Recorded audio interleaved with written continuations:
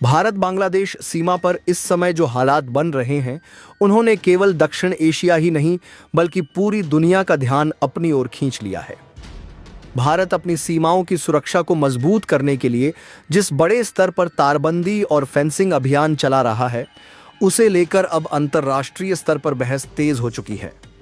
नई दिल्ली का साफ कहना है कि यह कदम देश की संप्रभुता, राष्ट्रीय सुरक्षा और अवैध घुसपैठ को रोकने के लिए बेहद जरूरी है। भारत का तर्क है कि वर्षों से सीमा पार से अवैध गतिविधियां, तस्करी, कट्टरपंथी नेटवर्क और घुसपैठ जैसी चुनौतियां देश की आंतरिक सुरक्षा के लिए खतरा बनी हुई थीं। इसलिए सीमा को पूरी तरह सुरक्षित करना समय की सबसे बड़ी जरूरत बन गया है। दूसरी तरफ कुछ अंतर्राष्ट्रीय संगठन और विदेशी ताकतें इस मुद्दे को मानवाधिकारों और क्षेत्रीय तनाव से जोड़कर देखने की कोशिश कर रही हैं। यही कारण है कि अब यह मामला केवल दो देशों की सीमा तक सीमित नहीं रहा, बल्कि वैश्विक राजनीति का बड़ा विषय बन चुका है। संयुक्त राष्ट्र के गलियारों में भी इस मुद्दे को लेकर चर्चा तेज है और कई विदेशी मीडिया संस्थान इसे दक्षिण एशिया में बढ़ते तनाव के रूप में पेश कर रहे हैं। हालांकि भारत ने स्पष्ट कर दिया है कि अपनी सीमाओं की सुरक्षा करना उसका संवैधानिक और संप्रभु अधिकार है और किसी भी बाहरी दबाव के आगे देश झुकने वाला नहीं है। विशेषज्ञों का मानना है कि दुनिया की कुछ शक्तियों को भारत की तेजी से बढ़ती वैश्विक ताकत और आत्मनिर्भर रणनीति से परेशानी हो रही है। यही वजह है कि हर बड़े सुरक्षा कदम पर अंतर्राष्ट्रीय दबाव बनाने की कोशिश दिखाई देती है। लेकिन आज का भारत पहले जैसा नहीं है। आर्थिक, सामरिक और कूटनीतिक स्तर पर भारत पहले से कहीं ज्यादा मजबूत स्थिति में खड़ा है। सीमा पर फेंसिंग अभियान को लेकर केंद्र सरकार की नीति बिल्कुल स्पष्ट है कि राष्ट्रीय सुरक्षा के साथ कोई समझौता नहीं किया जाएगा। सुरक्षा एजेंसियों को साफ निर्देश दिए गए हैं कि सीमा पर हर संदिग्ध गतिविधि पर सख्त नजर रखी जाए और किसी भी चुनौती का तुरंत जवाब दिया जाए। इस पूरे घटनाक्रम ने यह भी साबित कर दिया है कि आने वाले समय में भारत अपनी सुरक्षा नीति को और अधिक आक्रामक तथा मजबूत रूप में आगे बढ़ाने वाला है। वहीं दूसरी ओर वैश्विक मंचों पर भारत के खिलाफ माहौल बनाने की कोशिशें भी तेज हो सकती हैं। लेकिन नई दिल्ली का संदेश बिल्कुल स्पष्ट है कि देश की सीमाएं सुरक्षित रहेंगी और राष्ट्रीय हित सर्वोपरि रहेगा, चाहे इसके लिए कितने भी अंतर्राष्ट्रीय दबावों का सामना क्यों न करना पड़े। इस वक्त की सबसे बड़ी और सनसनीखेज खबर सीधे भारत बांग्लादेश सीमा से निकलकर पूरी दुनिया को हिला रही है। भारत की सुरक्षा से जुड़े एक ऐसे मुद्दे पर अब वैश्विक सियासत का सबसे बड़ा तूफान खड़ा हो गया है, जिसने नई दिल्ली से लेकर संयुक्त राष्ट्र के गलियारों तक हलचल मचा दी है। भारत अपनी सीमाओं को सुरक्षित करने के लिए जिस तार फेंसिंग अभियान को युद्ध स्तर पर आगे बढ़ा रहा था, उसी पर अब अंतर्राष्ट्रीय दबाव बनाने की कोशिशें तेज हो गई हैं। सवाल यह है कि आखिर भारत की सरहदों की सुरक्षा से दुनिया की कुछ ताकतों को इतनी परेशानी क्यों हो रही है? क्या यह सिर्फ मानवाधिकारों का मामला है या फिर इसके पीछे कोई बहुत बड़ा भू राजनीतिक खेल खेला जा रहा है? और अगर भारत ने इस दबाव के सामने झुकने से साफ इनकार कर दिया, तो फिर दुनिया की राजनीति में कौन सा नया भूचाल आने वाला है? आज की यह रिपोर्ट आपको उस पूरे चक्रव्यूह के अंदर लेकर जाएगी जिसके तार सीधे वैश्विक शक्ति केंद्रों से जुड़ते हुए दिखाई दे रहे हैं। क्या भारत अपनी सीमाओं की सुरक्षा के लिए किसी भी वैश्विक दबाव के आगे घुटने टेक देगा? आखिर क्यों दुनिया की सबसे बड़ी अंतर्राष्ट्रीय संस्था भारत की सुरक्षा से जुड़ी इस अहम तार फेंसिंग के काम को रोकने के लिए इतनी बेचैन हो उठी है? और सबसे बड़ा सवाल यह है कि अगर नई दिल्ली ने इस वैश्विक मंच के एकतरफा निर्देशों को मानने से साफ इनकार कर दिया, तो फिर अंतर्राष्ट्रीय पटल पर भारत के खिलाफ कौन सा बड़ा चक्रव्यूह रचा जा सकता है? भारत और बांग्लादेश की सीमा पर बढ़ते तनाव को लेकर इस समय जिस तरह की चर्चाएं सोशल मीडिया और कई मंचों पर चल रही हैं, उन्होंने पूरे मामले को बेहद संवेदनशील बना दिया है। भारत अपनी सीमाओं की सुरक्षा को लेकर लंबे समय से सतर्क नीति अपनाता आया है और सीमा पर तार फेंसिंग का काम भी उसी रणनीति का हिस्सा माना जाता है। सरकार का तर्क यह रहा है कि अवैध घुसपैठ, तस्करी, कट्टरपंथी गतिविधियों और सीमा पार अपराधों को रोकने के लिए मजबूत सीमा प्रबंधन बेहद जरूरी है। दूसरी ओर बांग्लादेश की तरफ से कई बार यह आरोप लगाए गए कि कुछ इलाकों में फेंसिंग और सुरक्षा कार्यों के कारण स्थानीय लोगों की आवाजाही तथा मानवीय परिस्थितियों पर असर पड़ रहा है। इसी मुद्दे को लेकर जब मामला अंतर्राष्ट्रीय मंचों तक पहुंचा तो राजनीतिक बयानबाजी और भी तेज हो गई। लेकिन किसी भी संवेदनशील विषय को समझने से पहले यह जानना जरूरी है कि भारत और बांग्लादेश के बीच लगभग 4000 किलोमीटर लंबी सीमा दुनिया की सबसे जटिल सीमाओं में गिनी जाती है, जहां कई दशकों से अवैध घुसपैठ, पशु तस्करी, हथियारों की तस्करी और सीमा विवाद जैसी समस्याएं बनी रही हैं। भारत की सुरक्षा एजेंसियां लगातार यह दावा करती रही हैं कि सीमा पर मजबूत निगरानी देश की आंतरिक सुरक्षा के लिए अनिवार्य है। इसी कारण भारत ने कई हिस्सों में बाड़ लगाने और तकनीकी निगरानी बढ़ाने का काम तेज किया। हाल के घटनाक्रम में जिस बात को लेकर सबसे ज्यादा बहस हो रही है वह यह है कि बांग्लादेश ने इस विवाद को अंतर्राष्ट्रीय स्तर पर उठाने की कोशिश की। कुछ रिपोर्टों और चर्चाओं में यह कहा गया कि मानवाधिकारों के नाम पर भारत पर दबाव बनाने की कोशिश हो रही है। हालांकि यह समझना जरूरी है कि संयुक्त राष्ट्र जैसी संस्थाओं की प्रक्रिया काफी जटिल होती है और वहां किसी भी मुद्दे पर कार्रवाई कई चरणों में होती है। सोशल मीडिया पर अक्सर यह दावा कर दिया जाता है कि किसी संस्था ने सीधे किसी देश को आदेश दे दिया या किसी काम पर रोक लगा दी, जबकि वास्तविकता में अधिकतर मामलों में बयान, सिफारिशें, चर्चाएं या कूटनीतिक संवाद ही होते हैं।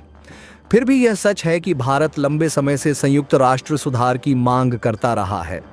प्रधानमंत्री नरेंद्र मोदी समेत कई भारतीय नेताओं ने अलग अलग वैश्विक मंचों पर यह कहा है कि अंतर्राष्ट्रीय संस्थाओं को अधिक निष्पक्ष, प्रातिनिधिक और आधुनिक वैश्विक वास्तविकताओं के अनुरूप होना चाहिए।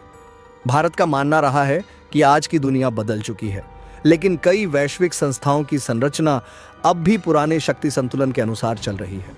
इसी कारण सुरक्षा परिषद सुधार का मुद्दा भी लगातार उठाया जाता रहा है। सीमा विवादों के पीछे केवल सुरक्षा का पहलू नहीं होता, बल्कि राजनीति, भू रणनीति, जनसंख्या दबाव, आर्थिक हित और अंतर्राष्ट्रीय समीकरण भी जुड़े होते हैं। भारत और बांग्लादेश के संबंध पिछले एक दशक में कई मामलों में मजबूत हुए हैं। व्यापार, ऊर्जा, कनेक्टिविटी और आतंकवाद विरोधी सहयोग जैसे क्षेत्रों में दोनों देशों ने महत्वपूर्ण प्रगति की है। 2015 का भूमि सीमा समझौता दोनों देशों के रिश्तों में ऐतिहासिक कदम माना गया था, जिसने दशकों पुराने एनक्लेव विवाद को खत्म किया। इसी वजह से यह मानना भी पूरी तरह सही नहीं होगा कि दोनों देशों के संबंध केवल तनाव और टकराव पर आधारित हैं। लेकिन सीमा से जुड़े मुद्दे हमेशा भावनात्मक और राजनीतिक रूप से संवेदनशील रहते हैं। नागरिकों की मौत की खबरें सामने आती हैं तो दोनों देशों में राजनीतिक माहौल गर्म हो जाता है। यही कारण है कि सीमा पर होने वाली हर गतिविधि को अब केवल स्थानीय मुद्दे की तरह नहीं, बल्कि बड़े रणनीतिक परिप्रेक्ष्य में देखा जाने लगा है। जहां तक अमेरिका या अन्य महाशक्तियों की भूमिका का सवाल है, अंतर्राष्ट्रीय राजनीति में बड़े देश हमेशा अपने हितों के अनुसार रणनीति बनाते हैं। यह कोई नई बात नहीं है। दुनिया की लगभग हर बड़ी संस्था में प्रभावशाली देशों का असर देखने को मिलता है। लेकिन यह कहना कि हर निर्णय केवल किसी एक देश के इशारे पर होता है, वास्तविक स्थिति को अत्यधिक सरल बना देना होगा। भारत आज वैश्विक स्तर पर एक उभरती आर्थिक और रणनीतिक शक्ति है। उसकी विदेश नीति पहले की तुलना में कहीं अधिक आत्मविश्वासी और बहुआयामी मानी जाती है। भारत अमेरिका, रूस, फ्रांस, जापान और पश्चिम एशियाई देशों सहित कई शक्तियों के साथ अलग अलग स्तर पर सहयोग करता है। फिर भी यह सच है कि जब भी कोई सीमा विवाद अंतर्राष्ट्रीय मंच पर पहुंचता है तो कई वैश्विक ताकतें अपने अपने हितों के अनुसार बयान देती हैं और दबाव बनाने की कोशिश करती हैं। भारत के सामने सबसे बड़ा सवाल हमेशा यही रहता है कि राष्ट्रीय सुरक्षा और अंतर्राष्ट्रीय छवि के बीच संतुलन कैसे बनाए रखा जाए। सीमा पर फेंसिंग का मुद्दा भारत के लिए केवल राजनीतिक नहीं बल्कि सुरक्षा का मामला है। भारत का तर्क है कि अगर सीमा मजबूत नहीं होगी तो अवैध गतिविधियों पर नियंत्रण मुश्किल हो जाएगा। दूसरी ओर मानवाधिकार संगठनों का कहना होता है कि सुरक्षा उपायों के दौरान स्थानीय आबादी और मानवीय पहलुओं का भी ध्यान रखा जाना चाहिए। लोकतांत्रिक देशों के सामने यही चुनौती होती है कि वे सुरक्षा और अधिकारों के बीच संतुलन कायम रखें। भारत अक्सर यह कहता रहा है कि उसकी सभी कार्रवाइयां अंतर्राष्ट्रीय कानूनों और द्विपक्षीय समझौतों के दायरे में होती हैं।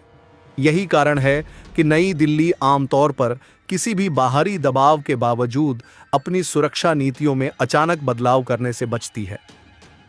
भारतीय राजनीति में भी सीमा सुरक्षा हमेशा एक बड़ा मुद्दा रही है। देश के भीतर एक बड़ा वर्ग मानता है कि वर्षों तक कमजोर सीमा प्रबंधन के कारण अवैध घुसपैठ और तस्करी जैसी समस्याएं बढ़ीं। इसलिए वर्तमान दौर में सीमा सुरक्षा को मजबूत करना जरूरी है। दूसरी ओर कुछ विशेषज्ञ यह भी कहते हैं कि केवल फेंसिंग से समस्या का स्थायी समाधान नहीं निकलेगा, बल्कि बेहतर कूटनीति, आर्थिक सहयोग और सीमा क्षेत्रों के विकास की भी जरूरत है। भारत और बांग्लादेश के बीच सांस्कृतिक और ऐतिहासिक संबंध बहुत गहरे हैं। दोनों देशों के लोगों के बीच भाषा, खान-पान, व्यापार और पारिवारिक रिश्तों का भी प्रभाव है। इसलिए किसी भी तनाव का असर केवल राजनीति तक सीमित नहीं रहता, बल्कि आम लोगों की भावनाओं पर भी पड़ता है। इस पूरे मुद्दे का एक महत्वपूर्ण पहलू सूचना युद्ध भी है। आज सोशल मीडिया के दौर में कई बार अधूरी या बढ़ा चढ़ाकर पेश की गई खबरें तेजी से वायरल हो जाती हैं। कुछ लोग हर अंतर्राष्ट्रीय बयान को भारत के खिलाफ साजिश बताने लगते हैं, जबकि दूसरी तरफ कुछ समूह हर सुरक्षा कदम को मानवाधिकार उल्लंघन कहकर प्रचारित करते हैं। वास्तविकता अक्सर इन दोनों अतिवादी दावों के बीच कहीं होती है। किसी भी लोकतांत्रिक समाज में जरूरी है कि तथ्यों की जांच की जाए और भावनाओं के बजाय प्रमाणों के आधार पर निष्कर्ष निकाले जाएं। सीमा विवाद जैसे मुद्दों पर गलत जानकारी दोनों देशों के बीच अविश्वास को और बढ़ा सकती है। अगर भविष्य की बात करें तो भारत शायद ही अपनी सीमा सुरक्षा नीति से पीछे हटेगा। पिछले कुछ वर्षों में भारत ने न केवल पश्चिमी सीमा बल्कि पूर्वोत्तर और समुद्री सीमाओं पर भी निगरानी बढ़ाई है। आधुनिक तकनीक, ड्रोन, स्मार्ट फेंसिंग और डिजिटल सर्विलांस जैसी व्यवस्थाओं पर लगातार निवेश किया जा रहा है। इससे यह संकेत मिलता है कि राष्ट्रीय सुरक्षा भारत की दीर्घकालिक रणनीति का केंद्रीय हिस्सा बनी रहेगी। हालांकि साथ ही भारत यह भी कोशिश करेगा कि बांग्लादेश के साथ रिश्ते पूरी तरह खराब न हों, क्योंकि दोनों देशों के बीच आर्थिक और रणनीतिक सहयोग भी बेहद महत्वपूर्ण है। दक्षिण एशिया की स्थिरता के लिए भारत और बांग्लादेश के संबंधों का संतुलित रहना जरूरी माना जाता है। वे इस कड़वे सच को बहुत अच्छे से जानते हैं कि हिंदुस्तान को वैश्विक पटल पर उलझा कर रखने का और उसकी आर्थिक तरक्की की रफ्तार को धीमा करने का यही सबसे आसान और पुराना रास्ता है। इसके साथ ही सीमा पार से होने वाली अवैध घुसपैठ का भी अब यही एक आखिरी रास्ता बचा है। अगर हमारा यह पूर्वी रास्ता भी पूरी तरह से सील और सुरक्षित हो गया, तो सीमा पार बैठे हुड़दंगियों, तस्करों और गैर कानूनी तत्वों का पूरा तंत्र ही हमेशा के लिए ध्वस्त हो जाएगा। वे इस रास्ते से होने वाली हर तरह की हथियारों और नशीले पदार्थों की तस्करी नहीं कर सकेंगे। वह दोस्तों, जिससे न सिर्फ उन असामाजिक तत्वों का बल्कि उनके पीछे बैठे बड़े बड़े आकाओं का भी दाना पानी पूरी तरह बंद हो जाएगा। आखिर अमेरिका और अन्य वैश्विक ताकतें बांग्लादेश के कंधे पर बंदूक रखकर भारत को इस मोड़ पर क्यों घेरना चाहती हैं? और इस अंतर्राष्ट्रीय दबाव के बीच हमारी सुरक्षा एजेंसियों और दिल्ली के गलियारों में इस समय कौन सा बड़ा और अचूक जवाबी प्लान तैयार हो रहा है? और सबसे बड़ा सवाल कि अगर भारत इस वैश्विक संस्था की बात मानने से पूरी तरह इनकार कर देता है, तब वैश्विक राजनीति में क्या होगा? आज की इस बेहद खोजी, विस्तृत और रणनीतिक न्यूज़ रिपोर्ट में हम आपको ग्राउंड जीरो की ज़मीनी हकीकत से रूबरू कराएंगे और पूरे विस्तार से बताएंगे कि अब भारत के पास क्या क्या दमदार विकल्प मौजूद है। अगर आप भी यह दिल से मानते हैं कि हमारे देश की सुरक्षा के आगे किसी भी बाहरी संस्था या विदेशी ताकत का दबाव कोई मायने नहीं रखता, तो इस वीडियो को अभी एक लाइक कर दीजिए और नीचे कमेंट बॉक्स में अपनी अटूट देशभक्ति के साथ जय हिंद जरूर लिखिएगा।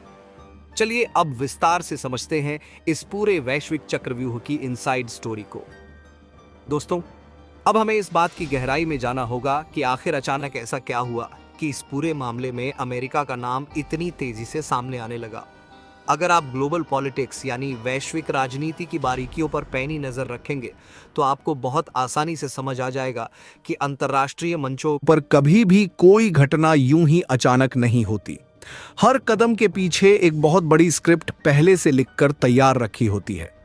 आइए इस पूरे खेल की क्रोनोलॉजी को बहुत ही आसान शब्दों में समझते हैं। जैसे ही भारत ने अपनी पूर्वी सीमा पर कंटीले तारों की फेंसिंग का काम तेज किया, वैसे ही कुछ बड़ी पश्चिमी ताकतों के कान खड़े हो गए। यह बात सिर्फ एक देश की सरहद पर कंटीली तार लगाने की नहीं है, बल्कि असली बात है इस पूरे उपमहाद्वीप पर अपना पुराना दबदबा और प्रभाव बनाए रखने की। कुछ पश्चिमी विश्लेषक और रणनीतिकार इस बात को बहुत अच्छी तरह से जानते हैं कि अगर भारत ने अपने इस संवेदनशील हिस्से को पूरी तरह से सील और सुरक्षित कर लिया, तो इस पूरे क्षेत्र में किसी भी तरह की बाहरी दखलंदाजी की गुंजाइश हमेशा के लिए खत्म हो जाएगी। यही वह मुख्य कारण है जिसके चलते अंतर्राष्ट्रीय गलियारों में अचानक से इस मुद्दे को हवा दी जाने लगी। बिना किसी ठोस कूटनीतिक बातचीत के बिना दोनों देशों को विश्वास में लिए सीधे सबसे बड़े वैश्विक मंच का इस्तेमाल करके भारत पर एक मनोवैज्ञानिक दबाव बनाने की कोशिश की गई। लेकिन यह पुरानी रणनीति इस बार काम क्यों नहीं आई? क्योंकि वे शायद यह भूल गए कि यह 1970 या 1999 का पुराना भारत नहीं है जिसे किसी भी अंतर्राष्ट्रीय मंच या बंद कमरों से डराया या दबाया जा सके। आज की तारीख में भारत अपनी संप्रभुता और अखंडता से जुड़े फैसले खुद अपनी शर्तों पर लेता है, और जब बात हमारे देश की सीमाओं की रक्षा की हो तो दिल्ली का शीर्ष नेतृत्व किसी भी बाहरी दबाव या निर्देश को स्वीकार करने से साफ मना कर देता है। इस पूरे घटनाक्रम के बाद अब नई दिल्ली के सबसे सुरक्षित और गोपनीय कमरों में एक बहुत बड़ी और उच्च स्तरीय बैठक शुरू हो चुकी है, जहां इस वैश्विक कूटनीतिक घेराबंदी का मुंह तोड़ जवाब देने के लिए एक बेहद कड़ा और अचूक एक्शन प्लान तैयार किया जा रहा है। तो दोस्तों, जब न्यूयॉर्क के बंद कमरों में भारत की सुरक्षा को रोकने की यह अंतर्राष्ट्रीय साजिश रची जा रही थी, ठीक उसी समय नई दिल्ली के साउथ ब्लॉक से एक ऐसी खबर निकलकर सामने आई जिसने पूरी दुनिया के बड़े बड़े नीति निर्माताओं को हैरान करके रख दिया। जैसे ही इस एक तरफा निर्देश की भनक दिल्ली के गलियारों को लगी, बिना एक पल की भी देरी किए देश के शीर्ष नेतृत्व की एक बेहद हाई लेवल और गोपनीय आपातकालीन बैठक बुलाई गई।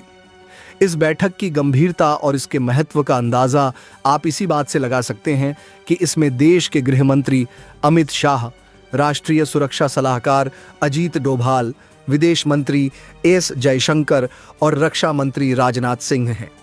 जैसे देश के सबसे बड़े रणनीतिकार, सुरक्षा विशेषज्ञ और कूटनीतिक अधिकारी एक ही टेबल पर मौजूद थे और हर मुद्दे पर बेहद गंभीरता के साथ चर्चा कर रहे थे। सूत्रों से मिली पक्की जानकारी के मुताबिक इस उच्च स्तरीय बैठक में विदेशी ताकतों द्वारा बनाए जा रहे कूटनीतिक दबाव का मजबूती से जवाब देने के लिए भारत की जीरो टॉलरेंस यानी शून्य सहनशीलता की नीति पर अंतिम मुहर लगा दी गई। बैठक में भारत का रुख पूरी तरह से साफ, स्पष्ट और बेहद कड़ा दिखाई दिया। भारत ने यह स्पष्ट कर दिया कि देश की संप्रभुता, सीमाओं की सुरक्षा और राष्ट्रीय हितों के मामलों में किसी भी बाहरी संस्था, विदेशी संगठन या तीसरे देश का दखल किसी भी कीमत पर स्वीकार नहीं किया जाएगा। भारतीय कूटनीतिक टीम ने अंतर्राष्ट्रीय मंच पर बेहद सख्त शब्दों में यह संदेश दिया कि सीमा पर चल रहा तार फेंसिंग अभियान पूरी तरह से भारत का आंतरिक और सुरक्षा से जुड़ा विषय है, जिसका उद्देश्य किसी दूसरे देश को नुकसान पहुंचाना नहीं, बल्कि अपने नागरिकों की रक्षा करना है। भारत ने यह भी साफ किया कि वर्षों से सीमा पार से होने वाली अवैध घुसपैठ, तस्करी, हथियारों की आवाजाही और असामाजिक गतिविधियों ने देश की आंतरिक सुरक्षा के लिए गंभीर चुनौती पैदा की है। ऐसे में सीमाओं को मजबूत करना और आधुनिक सुरक्षा व्यवस्था लागू करना हर संप्रभु राष्ट्र का अधिकार है। बैठक में मौजूद अधिकारियों ने इस बात पर जोर दिया कि भारत की सुरक्षा एजेंसियां केवल कानून के दायरे में रहकर कार्य कर रही हैं और उनका मकसद सीमा क्षेत्रों में स्थिरता और शांति बनाए रखना है। साथ ही यह भी कहा गया कि कुछ विदेशी ताकतें मानवाधिकार और अंतर्राष्ट्रीय नियमों की आड़ लेकर भारत पर अनावश्यक दबाव बनाने की कोशिश कर रही हैं, लेकिन नया भारत अब ऐसे दबावों के आगे झुकने वाला नहीं है।